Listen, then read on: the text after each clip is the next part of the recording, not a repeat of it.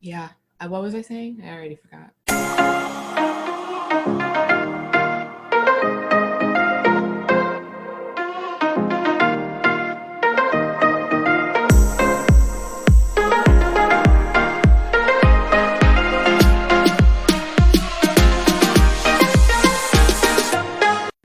Welcome to Literary Lushes with your hosts Megan and Samantha. And today we are doing The Big Finish by Brooke Fossey. You'd think I would know this. I sat here and listened to it. Anyways, and we have the book right in front of us. There's that too. So if you are a Patreon supporter, you have the ability to watch the podcast via video. For you. So not only do you get to hear our beautiful faces, you get to see our beautiful voices as well. Cheers. This drink. Because we are actually together, but socially distancing. We're keeping elbow length apart. Yeah. So I'm speaking very well because of the drink that we had made to go along with the Big Finish. Yes. Which is the assisted living cocktail. Yes. It is a twist on a Moscow Mule. And we made it our own. We literally made it up as we went along. We did a science experiment, and it worked out really well, I think. Yes, and thank you, Ray, for the helpful insight. And thank you, Leslie Karen Lutz, for recommending this book to us. Yes. Okay, I'm ready to get in on this because I've been waiting all week to have this conversation. It was, okay. It was not what I was going to expect, but I liked it. Yes. And I also, it's interesting because you see male authors a lot write from a female perspective. You don't oftentimes, at least in the books that I've read, you don't always see women authors writing from perspective of male POV. Like a lot of times it'll be like Harry Potter's not first person point of view all of the time. Right. And this one was first person point of view from an elderly man the whole time, which I thought was kind of interesting. And he was curmudgeon-y and grumpy and old, like an old grumpy man. But he was still lovable at the same time. The first few chapters, all I could think of was grumpy old men. Yeah. Movie. That's all I could think of. It was Megan-tastic. I did enjoy sensational. It wasn't exactly what I was expecting. It's not a normal thing. It would be something that I would probably have picked up eventually. It wouldn't have been at the top of my list, but I'm glad that I did read it. It's a more traditional book club book. Like I'm going to recommend this to my book club as a book recommendation. Julie, if you're listening, put it on your list. It wasn't what I was expecting. Although the ending wasn't a total surprise. I wasn't surprised by the ending. But when your protagonist is an 88-year-old man, there's only so many ways it could end. This is true. And it's the Big Finish. Like, yeah. I mean, what else did you think? Although I do have to say the cover is a little bit misleading. Just a bit. But don't judge a book by its cover. I learned that. I was in school. While reading it, I kept waiting for that scene. And I kept waiting. And then I'm like, okay. So those of you who can't see, not because you're blind, but because you're not watching us, or maybe you're blind. Either way. The cover has the main character, whose name is Duffy, the 88-year-old man, riding on the back of a motorcycle, and he's facing backwards, and he has his cane in the air. And then the other main character, Josie, is driving the motorcycle in her red dress and denim jacket. And so Megan and I were waiting the whole book for this scene. We sort of get it. But then when I saw Anderson is the one who was driving the motorcycle, I was like, so does she take his motorcycle? Yeah. And like there's a chase between them and the douchey bag.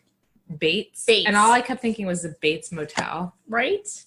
But then I was like imagining like, oh, we haven't gotten to that part yet. I'm skipping ahead. But there were, and this is, I noticed, I really do, the audiobooks are great. It was a nice audio version of this. Cool. I think the reader did a pretty well job. I, of course, read it or listened to it a lot faster than normal. Mm-hmm. He did the voices and all that good shit. And now I'm rambling and forgot where I was going with this. What else is new? What else is new? So for those of you who haven't read the book, because we know it's not in our normal wheelhouse of sci-fi fantasy, but as we said in our last episode, if you have a book recommendation for us, please send it our way, and we will put it into our rotation. So we're sorry, Leslie, this took a little bit longer than expected. She sent us the recommendation like 6 months ago. But here we are, and we loved it. And so for those of you who haven't read it, it's from the point of view of Duffy, who's an 88-year-old man who lives in an assisted living facility, not a nursing home. Not a nursing home. Do not say a nursing home. In this town that they live in, there's one assisted living and then the nursing home. And basically people who are older will start at the assisted living, and then once they get to a point where they can no longer mostly take care of themselves, they get booted out of this beautiful assisted living and get put into this. It's basically a death sentence. Yes. And you go, and I think at one point he was like, I'm going to be stuck in the Simmons, I think it was called. Yes, excuse me. Yeah. Pringle got stuck in my throat. Do you have COVID? No, I don't have COVID. It's the Pringles. I'm just kidding. It's the Pringles. But at one point he was saying that he was imagining being in the nursing home and cockroaches would be crawling over the wall because it's where he remembers being there. His uncle was there. So yes, if you call it a nursing home, he gets really offended because it's an assisted living. That was just my point. Please continue with the recap. And they have basically dorm room style. Mm-hmm. So it's like a little apartment, like with a little sitting area, a bedroom with 2 twin beds, and a bathroom. So everybody has a roommate. And so Duffy's roommate is named Carl. With a K. With a C. I thought it was with a K. No, it's with a C. But it should have been with a K. Oh, wait, just kidding. Never mind. The carving wasn't for Coco and Carl. No, it was, It was for Kaya. And when I saw the K, when I heard the K and K, I'm like, oh, and then never mind. Just kidding. This isn't the Kardashians, okay? Get it? Okay. Anyway. Listen. It's been a while since you've drank, so hasn't it? Oh, it's been a really long time. Rookie mistake. We're so derailed. Okay. So his roommate's name is Carl with a C, not a K. That's how we got off topic. And Duffy and Carl were best friends from the moment they became roommates. They know everything about each other. They even talked about how they would want to die, everything. Yep. They made like a death pact, everything. One random morning, a 20-something-year-old girl crawls through their window, barefoot. How we were like focused on the same thing. Barefoot with a black eye and a cocktail server apron, where the waiters and waitresses keep their pads and everything. And she says that she is Carl's granddaughter. And our protagonist, Duffy's like, what the fuck? You don't have any kids. And then we find out that Carl and his wife had a stillborn child, and that sent him off the deep end. And he ended up having an affair with a woman named Coco. And she got pregnant with her daughter named Kaya. And he, Carl, with a C, not a K, knew about the pregnancy, but went back to his wife because he's like, how could I possibly leave my wife? Mm-hmm. And so he is an absentee father for his daughter, Kaya. Kaya's daughter is Josie, the young woman who climbed through the window. Good luck on figuring that out if you're just listening and you need a map. Yeah. And Josie is coming to see her grandfather, to meet him, to let him know that her mother had passed away. And then Duffy, who is like, you can't stay here, absolutely not. Because if we get caught, then they'll kick us out. And getting shipped out to the shithole. He ends up being more of a grandfather to her. That's what I was. Okay, I didn't know if we were getting to that right now. She has some issues that she has to go through and heal, and Duffy's been through similar things, and so he helps her along the way. And Carl does his best. We're getting into that. See, these are the things that I wanted to remember. Where's my notebook? If I don't write it down. So that is a summary. There's also the sexy cook / orderly / friend Anderson, who helps out. There's Alice, the love interest, which I thought was so darling. Oh, can't wait to get to that part too. There's the butthole Bates, who is Josie's like ex / boss / enabler. It's a well-rounded story. There's good characters. Character development. Yeah, and so I'm gonna grab my drink and take a sip, and let's get into it. So where do we want to start in this? Where do you want to start? Duffy being more of a grandfather? I was going to say, let's start with Duffy being more of a grandfather and Carl and his Okay, so Carl, as soon as his wife, Jenny, right? Jenny. Died. Yes. Yeah. He mailed letters to Kaya, his daughter. Every like week. Yes. With because money. he was trying to reconnect with her. Yes. But he waited until his wife died because he didn't want her to find out. Coward. Again, I also am not in that situation, so I'm really passing judgment on a situation I don't know. But at the same time, and every week those letters got returned along with the money. Because Kai was like, fuck you. Yep. Which I don't blame her. Nope. Not one bit. So then Kai got really sick, MS.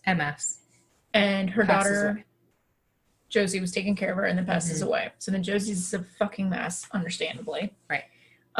With no support system because her mother passed away. None. And Josie's father was absentee. Just like her grandfather. Yes. So she is an alcoholic. Duffy, being an alcoholic himself, recognizes it pretty much immediately. He pegs her immediately. Oh yeah, because he's like, we're one and the same. Yeah. And there was a lot of times like where he wouldn't let her get away with bullshit. He gave her that tough love, but he gave love as well. And he completely accepted her, whereas I felt Carl, like as soon as like Duffy was like trying to say anything about her, he got so defensive and was like, listen, I'm not going to throw her out. This is my one and only chance. And he put her on such a high pedestal. That she couldn't reach that. And then I think Carl's thing is he realized I'm in my upper 80s. I fucked it up with Coco, who's the woman he had the affair with. And he signed Kaya's birth certificate. So he was there for the birth of his illegitimate daughter and then bailed. And then we don't really know if he helped Coco out financially after the fact. But it seems like... I thought he said he did. Did he? Yeah. Maybe. But he wasn't around. So he wasn't around for Kaya's upbringing. He tried to make amends after his wife Jenny passed away. Kaya said, fuck you, again, understandably. So I think and it was infuriating to watch Carl's reactions, don't get me wrong. But I think from his point of view, it was, I'm 88 years old. I can only do so much. And I think, it's like the 5 love languages, right? And I think Carl's love language, even though he's a fictional character, would be like to give gifts. And I think that's why he was like, take my money, take the diamond ring, take this, take that, take this photograph I have, because that's all I can give to you because I'm 88 years old and I really can't give you that much time. And I think if Josie was willing to take those things and spend time with him and have lunch with him, he would have been like happy. But I think when the going got tough, like with her detoxing. As soon as he said something, he's like, he looked at Duffy and was like, okay, we can't keep her. And he was like, are you fucking kidding me?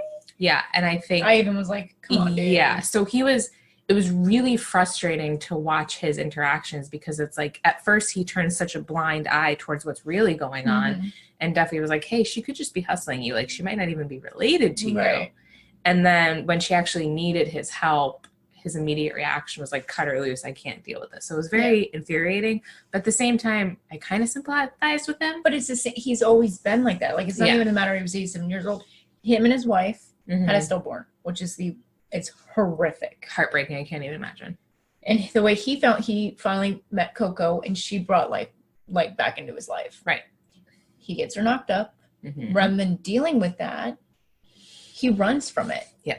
And goes immediately back to his wife and then pretends everything's okay. Everything he did about his life was, we're just going to pretend nothing happened. All the bad stuff doesn't happen. Oh, yeah. Coward. Oh, absolute. Where Duffy, like even, and it shook their friendship because even Duffy was like, I thought we shared everything. Yeah. Everything. Our like how we lost our virginity, how we did this, how we did that. And the fact that he felt so betrayed. And Carl was just like, no, it's fine. Like, of course I wasn't going to tell you about this. Being a coward again. And like, wouldn't stand up for himself. Wouldn't, at every turn, it was always Duffy had to be the one. Even when, Josie? Nope. Anderson. I already forget. Bates comes in, ruffling feathers. But what does Carl do? When he's even asking about his granddaughter, Carl shuts the Bates F up. Thinks Duffy is the grandfather. Because he stood up. Yeah. He was like, so they were like two sides of a coin, which is probably why they made such good roommates. And I think Duffy realized that too. And they were cute to see like their interactions where they're like, "You're so ugly." Yeah. You know, it's like, the beginning really had me laughing. I was laughing a lot more than I thought I would with this book. And so I know Carl redeems himself later, but like he gets so mad at him when Duffy's trying to protect Josie by saying she needs to go to the mall. She needs to go with Alice and go to the mall. And he's like, no, she's going to stay and do arts and craft with me. And then, because he wanted that time with her and to pretend art. What 20-year-old wants to sit there with her grandfather doing macaroni vases or whatever? In her grandfather's shoes. Yeah. No. Yeah. So he was living in a dream world that he wanted to have happen. I know he was dreaming for it for a long time. And that's why I felt sorry for him, because there was that one scene where they're sitting at the table in like the common room, dining room, and he's sitting next to Josie, and Carl puts his hand out for Josie to grab his hand, and Josie's like, what the fuck? And Duffy had to be like, he wants your hand. And it's like, it's like you feel for him, but at the same time you're like, you're 88 years old, man up. What's the worst that could happen? But he does man up. Yeah. Like at the end, the like battle, like how Duffy would call it, the battle scene with like Bates and like, and Carl's wheeling him out to meet him in the lobby, and then at the end on the bridge, and they do get out. So he does man up at the end, but he needs that push from his support system. Yeah. God, I say, yeah, I mean, I know it was from his point of view about Duffy, but I mean, we've read plenty of books where I'm like, dude, this guy was totally wrong. But Duffy really was like... He was sharp-witted, funny. I mean, there were times where he was like, yeah, and he owns up his assholeness. Like, he's like, yeah, I'm an asshole. I'm an asshole. But I'm good looking, so it makes up for it. Yeah, can't be nice and an asshole, or nice and good looking. Yeah. That was my favorite line. I was like, oh, that's great. I did like how at one point you start questioning if he actually does have dementia and how much of this is real. Okay, can we talk about the dementia bullshit crap first? Okay, that test is bullshit. Oh, I'm sure. I mean, it is bullshit. But would you really want to read through a real, like... No, that's what they really do, though. No, I know. But if you read, well, I mean, it's in the book, but they say it's like, it's just to be... baseline.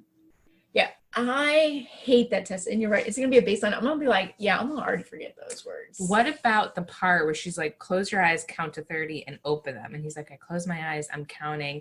I'm relishing the thought of like shoving it in Karen, which I love the fact that her name was Karen, by the way. Yeah. And like whatever's going on. And Karen is the one who owns the assisted living facility.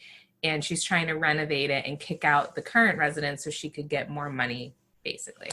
And so he's like, I'm closing my eyes, I'm counting to 30, and I'm relishing the thought of basically rubbing Karen's face in it. And then he opens his eyes, and the doctor looks concerned. Yeah. My thought was he maybe fell asleep and didn't realize it. I think he was swaying. Do you think he was swaying? I think he might have been swaying. Okay. It's like if you close your eyes, if you're fine, you might not be. But I feel like people lose their sense of perspective when you close your eyes all the time. This is true. And if you're 88 years old and you close your eyes. Because then she was like, do you sleep well? Yeah. Do you have problems breathing? So my thought was maybe he like fell asleep and showed signs of like sleep apnea or something. Mm-hmm. But they never really went into that. No, I'm actually curious to know what the results were. Like they were just like, it's just a baseline. And he's like, okay, well, it was, I hated that scene. I was like, I don't like him at the doctor's. This makes me uncomfortable. You know, okay. I want to talk about Nora. I want to talk about Alice. I want to talk about his commentary on like all of the other old people, which I think was hilarious. Yes. Like Reginald and Reginald's the one with narcolepsy, right? The fat one? No, that was Charles. Charles was the one who passed away, and he's like, oh. I thought it was the other way around. Charles was the fat one that passed away. Okay, just kidding. And then Reginald was the one who... Reginald was the fucking loudmouth that kept giving away all the fucking secrets. And he's like, shut up. And then it turns out he's the one who was sabotaging the renovation. So it like worked out. Yeah. I like Nora, who was his nurse. Yes. And you felt so bad for her because you're like, if you put yourself in her shoes, this is someone you're taking care of as part of your job. And then you see residents, is what they're called. You see the residents getting worse. And if you have like a strong connection with them, it's really hard to see them get worse. It's like watching your grandparents die like 800 times. Super fun. One of the women in my book club is a homemade for elderly people. And I don't know how she does it. It's when I was originally in the medical academy and I was picking out different things, I said there was definitely one area I did not want to do. And that was elderly.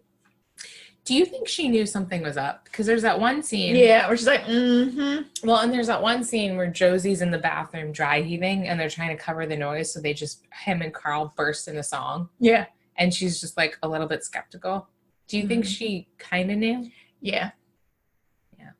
I think she didn't. I think she knew that if she said anything, and I think she just kept covering it up with, "Oh, you fell," or "Oh, you're." The scene where Carl falls and he tries to break his fall, and then they're both sitting on the floor. Yes. And they're like just kind of laughing, and then he's like, "What was it like an hour later? We managed to like sit up or something." Yeah. And they're like, "Well, I guess we're sleeping this way." He's like, "We've slept in worse." And then the part where he's like looking for Alice's ring and he's bent over on the floor, like he gets down and she's like, and then Nora's staring at my big old ass. Yeah. What are you doing? You mean the ring in the soap dish? Poor Nora. And Alice was the love interest, and I thought it was really cute how she was this naive woman who was aware that there were bad things that happened to good people, but like she was fortunate enough to never have to experience that. Oh, and how she forgave Josie so quickly for taking her ring. And how you could tell she cared for Duffy, but she's like, "I promised my husband forever." Yeah, that's a big deal because usually in them assisted living homes, they're all over. Which was surprising. There seemed to be more men in that assisted living than women, and usually it's the other way around. There was Alice, there was Valencia, there was Mrs. Zimmerman. There were a couple other women he mentioned, and then there was Duffy, Carl, Charles, his roommate, whose name also started with a C, and I'm blanking on his name. You know me with names, and it was all audio. So Reginald. See, that's a lot of men versus women. It seemed like it was like kind of half and half, but there were other names that he just kind of threw in, like, "Oh, Sophia," and you're like, "Oh, yeah, okay, yeah." So yeah, I liked Anderson. Liked him. I liked him. I liked his banter with Duffy. Mm-hmm. And I loved how when Duffy was angry and he didn't want to talk to anybody and he wasn't even making any jokes at Anderson, Anderson was like, "Okay, why aren't you doing this?" He got down to his eye level and was like, "Hey, everything okay?" And then Duffy realized that he needed to say something to him. And he knew he could rely on Anderson, and Anderson was willing to like help him out. Like the whole scene where Anderson shows up at the bar and like helps him onto the motorcycle. And even before that, the whole scene with the payphone and him calling Alice and being like, "Alice!" And then, "Do you want me to just tell him to go to your room?" "No. Damn it, woman, just put him on the phone." I don't know if it was because it was audio, but I could just see all of it happening. Oh, yeah, when I was reading it, I could visualize this happening.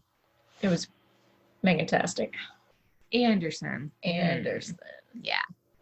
I love that he was smarter and he did have plans. Like, "Oh, if I get fired, this is what I plan on doing."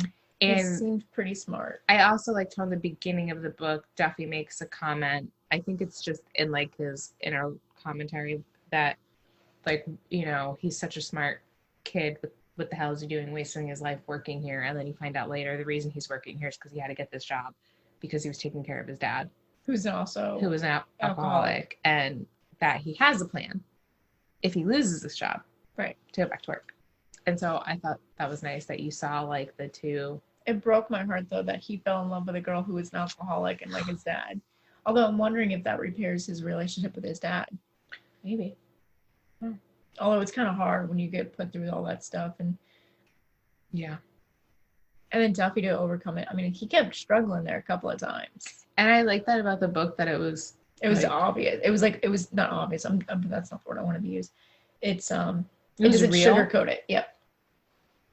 Like they're working with wine bottles, and he's like, I just want to smell it. And then, of course, he can smell it. If he smells it long enough, he can smell just a little bit of the ferment. And then he's like trying to get it. And I think he even like licked the cork just to get like the taste. Yeah.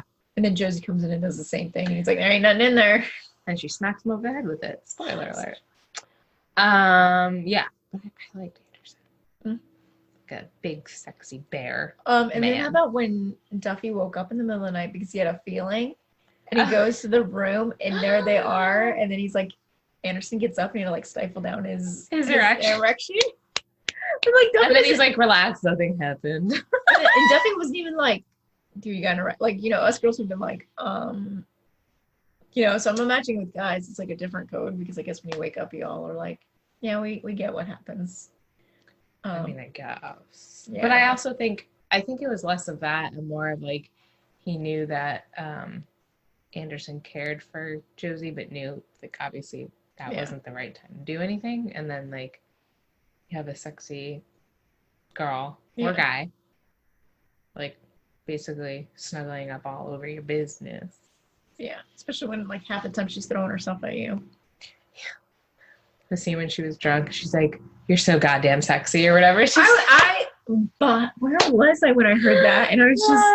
I think it was at the beach because I listened to it when I was at the beach. Ooh. And so I'd be just sitting there and I had wireless things. So I sometimes I'd get up and walk over to the water and I'd be out by the water and all of a sudden I'd be like, that was pretty good. And people are like looking over. It's like I just all of a sudden just bust out. And they're like older people. So it's not even like people like. And be like, this book is about your future. Yeah, but I'm not holding a book. I'm like listening to like these things that aren't connected to anything. And I look like a freaking weirdo. And I'm like, oh. Actually, now that I think about it, the cover is not that far off because they're in that scene where Josie is drunk. She does push Duffy very quickly and haphazardly up and down the hallway, and he says he feels like he's flying. And Anderson's trying to stop them but can't because how are you going to stop somebody without like potentially hurting them? That and also you had to be quiet about it. You had to be quiet. Yeah. That was great. He was like, yeah, she was pushing me and said, are you having fun? And at first, because like, he was freaking out because like a drunk person driving him around. Yeah. And he was like out of control. And then later he's like, as I realized the wind blowing through my hair, I actually was having fun.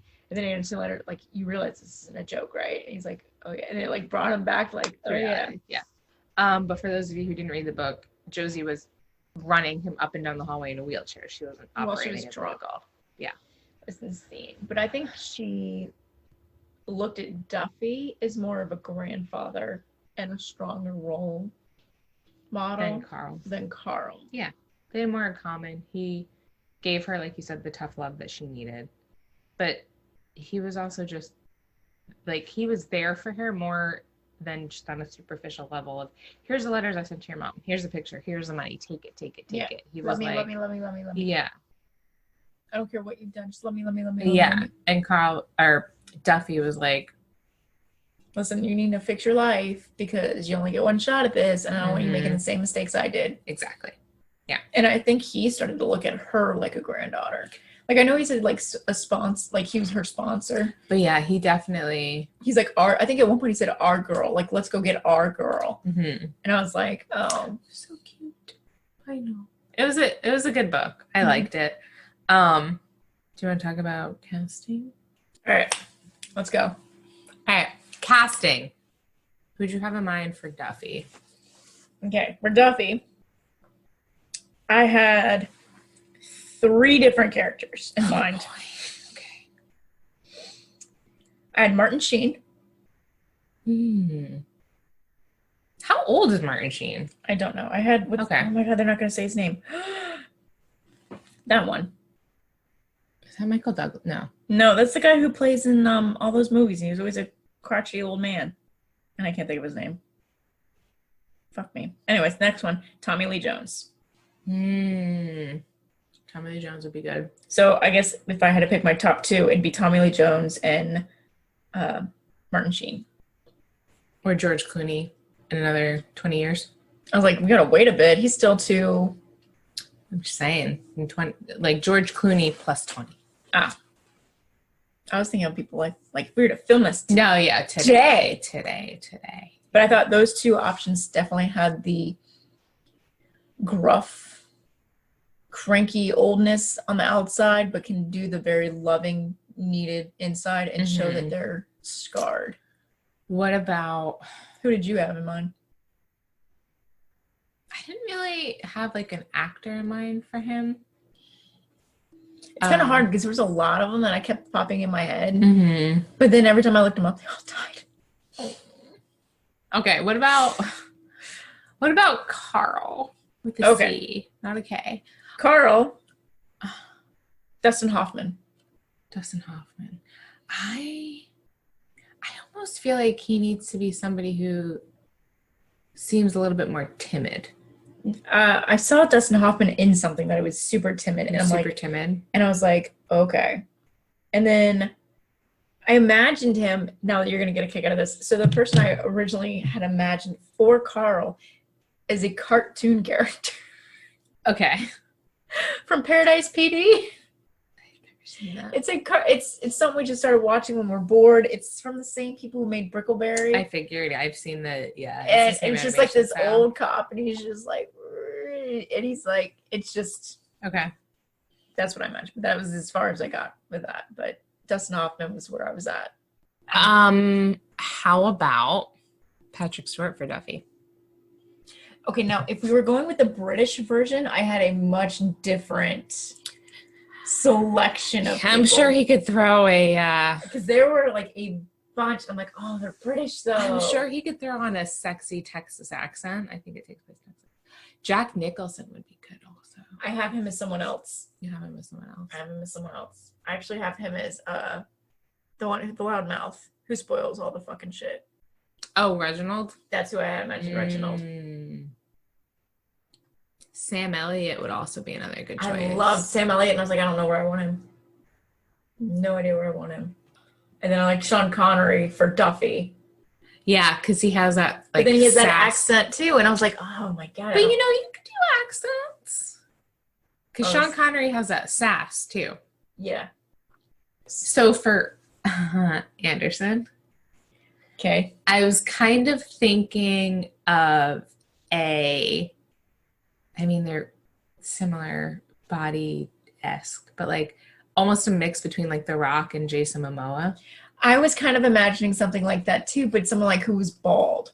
See, I wasn't picturing bald. I was imagining like completely shaved because you're like working with the elderly, like just and you're in the kitchen. I imagine just someone who that are very tight, clean cut. I was picturing I guess someone more like Jason Momoa with like a man bun, like a close crop beard, because I think they mentioned something about his like facial hair at one point, maybe. But tattoos, they mentioned the tattoos. They mentioned he's well built. They mentioned he has like an intimidating stature. He's like tall and big and strong.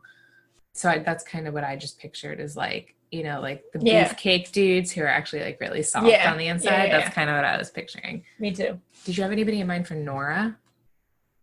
Yes. Who? Octavia Spencer is who I imagined as Nora. I was kind of thinking Queen Latifah. Oh my god, that would be hysterical. And again, for the listeners at home, Nora is described as like big bosomed and don't put up with none of that bullshit. And because he describes he her really describes her. Yeah, he describes her like delicious skin color, I think is what he says. I just remember big bosoms because he said that like a beautiful big bosom Nora. My Nora, my beautiful honey skin, big breasted, long nailed, hard nosed Nora. And that type of description is varied throughout the book. Yeah. And it's kind of weird because a lot of these people I had in mind, it's like them, but older. So for Alice, I kind of was... Oh, we're talking about Alice now? Okay. Oh, sorry. Did you want to talk about somebody else? Nope. Alice is perfect. For Alice, I was kind of picturing like an older Vanessa Williams. Okay. I was picturing Lois Smith, who was, if you've ever seen the movie Twister. Yes. She was the aunt with the golden retriever. Josie. Do you have any mind for Josie? I did not, because I could not think of any 20-year-old actresses. The actress who played Trouble in Grimm. Oh, see, I haven't seen that one yet. Jacqueline Taboni.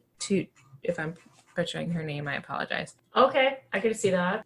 Was there anybody else? There was Sean, Bates. and there's Bates.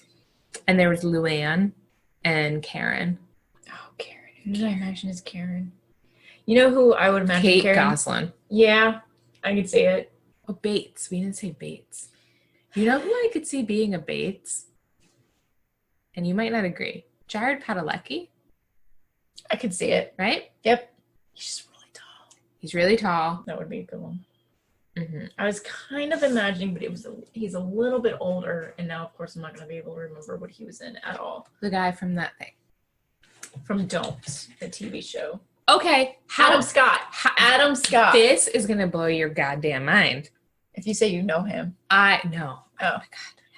I love Adam Scott. I have never seen the TV show Don't. I didn't even know what you were talking about. But for some reason, I'm like, I wonder if she's thinking of Adam Scott. So for this Conscious Corner, we've decided that the topic is going to be drinking responsibly. Yes. Because we talk about us being lushes, Mm-hmm. and but we're always safe. We don't drink and drive. In fact, I think there's been 1 or 2 times I had to call someone to come take me home from your house because we were being safe. Yes. Also making sure you don't overdrink. Yes. Like every day kind of thing. Yep. If it starts getting in the way of your day-to-day activities, Yes. you might need to reach out to someone in your support system for help. And if you see somebody who you think is struggling, be their Carl. Or not their Carl, sorry. Don't be their Carl. Be their Duffy. Be their Duffy. Be their support system. And you'd actually be surprised at how many people have been in a similar situation. Either an alcoholic who's trying to recover, or somebody who knows an alcoholic that they care about that have been trying to help them recover. So there's a lot of resources. There's a lot of people you can turn to, probably in your own social circle that you haven't even realized. And yeah, just be safe, be smart, don't drink and drive. But also make sure you're not drinking shitty drinks. That too. I mean, be responsible. You have one life. Don't waste it on crappy drinks. That's why when I make a drink and I don't like it, I make something else that tastes yummier. That's why we use redacted liquor. Yes, this is very true. AKA the cheapest. And we're like, well, you have to buy this random liquor. What's the cheapest one we can find? But yeah, just be safe. Know that there's resources out there for you if you know someone that you care about that might need some help, or if you are someone who's looking to get some help. There's meetings like AA, Al-Anon. I think there's even like Anon or something like that. There's a plethora full of resources, 1-800 numbers, detox facilities, yes, everything under the sun you can imagine. And just, just help spread the good. So our next episode is going up on July 23rd, and we're going to be talking about the book Ready Player One by Ernest Cline. I'm excited. Yeah, it was a good book. I enjoyed the movie. We'll get into it. He also wrote a lot of other good books, so we can maybe add him into our rotation. So, with that, we say, stay lively with your libations.